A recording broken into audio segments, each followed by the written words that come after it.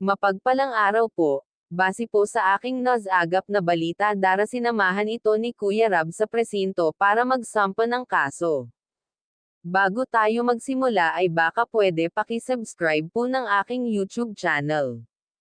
Yan po ang video na pag-uusapan natin ngayon mga ka-viewers.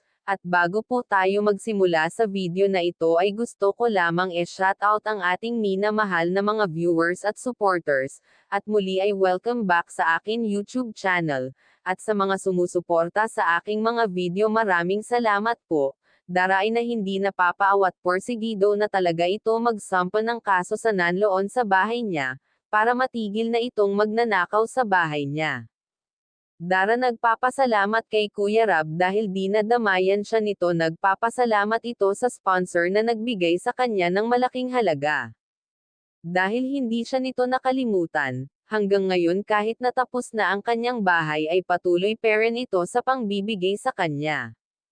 At dahil nasanay na si Dara na maging party ng Team Kalingap at ito na ang itinuturing niya na pamilya, ay masaya ito at nai-enjoy niya ang mga ginagawa niya sa Team Kalingap. At dahil maganda naman ang pakikitungo sa kanya dito. At dito siya umaasa para sa pag-aral niya, kaya si Dara ay masaya ngayon sa mga kasamahan niya sa Team Kalingap.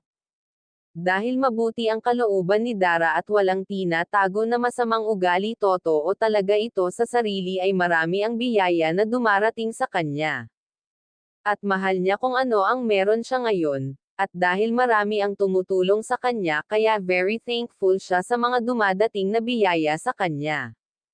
Kaya sa part na ito masasabi talaga natin na maswerte itong si Dara dahil naging party siya ng Team Kalingap.